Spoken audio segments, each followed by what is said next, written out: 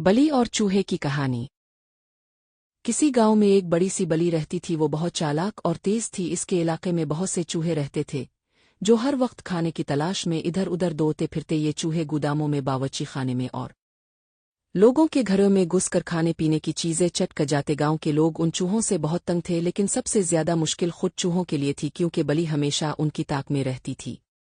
बलि जब भी मौका पाती किसी ना किसी चूहे को पकड़कर मजे से खा जाती। चूहे हर वक्त खौफजदा रहते और कोशिश करते कि बलि के हाथ न आए। कुछ चूहे तो बहुत समझदार और तेज थे जो बलि को देखकर फौरन किसी सुराख में घुस जाते, लेकिन कुछ बेवकूफ और लापरवाह चूहे हमेशा इसका शिकार बन जाते। चूहों की मीटिंग। एक दिन चूहों के सरदार ने सब चूहों को इकट्ठा किया और कहा, हमें कुछ ऐसा तरीका निकालना होगा जिससे हम बलि से बच सके। वो हर वक्त हम पर हमला करने के लिए तैयार रहती है। अगर हमने कोई तरकीब ना निकाली तो एक दिन सब चूहे खत्म हो जाएंगे।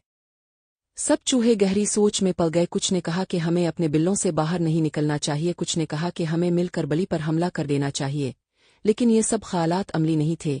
आखिर एक नौजवान और होशियार चूहे ने कहा, अगर हम बलि के गिले में घंटी बांध दे तो जब भी वो हमारे करीब आएगी हमें इसकी आमद का पता चल जाएगा और हम वक्त पर भाग सकेंगे। ये ख्याल सुनकर सब चूहे खुश हो गए और तालियां बजाने लगे। उन्हें यकीन हो गया कि अब बलि उनका कुछ नहीं बिगाड़ सकेगी। लेकिन अचानक एक बूढ़ा और तजर्बाकार चूहा बोला, ये तो बहुत अच्छा मंसूबा है, मगर सवाल ये है कि बलि के गिले में घंटी कौन बांधेगा। ये सुनते ही सब चूहे खामोश हो गए, एक दूसरे की तरफ देखने लगे, मगर कोई भी आगे आने को तैयार ना था। आखिरकार जब कोई रजामंद ना हुआ तो मीटिंग खत्म हो गई और चूहे एक बार फिर बलि से छुपने लगे। बलि की चालाकी। दूसरी तरफ बलि को चूहों के मंसूबे का इल्म हो गया। वो बहुत चालाक थी और समझ गई कि चूहे अब मोहतात हो गए हैं। इसने एक नया तरीका सोचा।